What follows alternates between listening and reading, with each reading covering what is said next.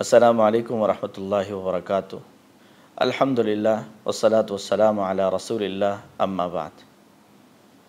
क़ुरबानी के दिनों में आम तौर पर एक सवाल पूछा जाता है कि क्या क़ुरबानी के जानवर में अक़ीक़े का हिस्सा रखा जा सकता है या नहीं रखा जा सकता।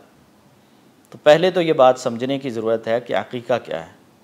अक़ीक़ा असल में वो खून बहाना है, वो जानवर ज़बह करना है जो बच्चे या बच्ची की पैदाइश की सूरत में अल्लाह रब्बुल आलमीन का शुक्र अदा करते हुए 7वें दिन जानवर ज़बह किया जाता है, खून बहाया जाता है, वो अक़ीक़ा है।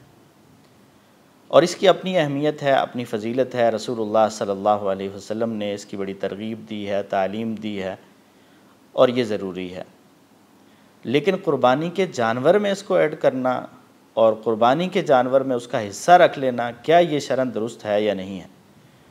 तो यहाँ रसूलुल्लाह सल्लल्लाहु अलैहि वसल्लम की जो तालीमात हैं उनसे ये पता चलता है कि बच्चे की जानिब से अगर बच्चा अल्लाह रब्बुल आलमीन ने दिया है, बच्चा पैदा हुआ है तो 2 खून बहाए जाएंगे और अगर बच्ची पैदा हुई है तो 1 खून बहाया जाएगा, यानी 1 जानवर ज़बह किया जाएगा।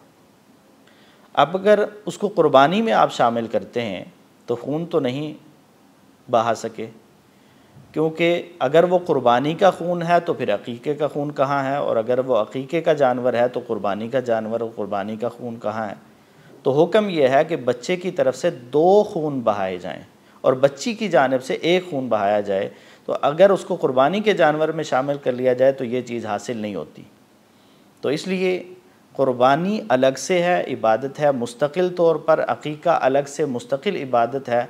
तो अक़ीक़े का जानवर अलग होगा, क़ुरबानी का जानवर अलग होगा। क़ुरबानी में अगर छोटा जानवर है तो वो 1 आदमी की तरफ से है, ज़ाहिर है, और अगर बड़ा जानवर है, गाय है, बैल है, तो उसमें 7 लोग शरीक हो सकते हैं, ऊँट है तो उसमें 10 लोग शरीक हो सकते हैं। लेकिन वो सारे के सारे क़ुरबानी वाले ही होंगे। अगर वो अक़ीक़े वाले हैं तो अक़ीक़े वालों का क़ुरबानी में शरीक होना दुरुस्त नहीं है। वल्लाहु ताला आलम बिस्सवाब। वस्सलामु अलैकुम वरहमतुल्लाहि वबरकातुहू।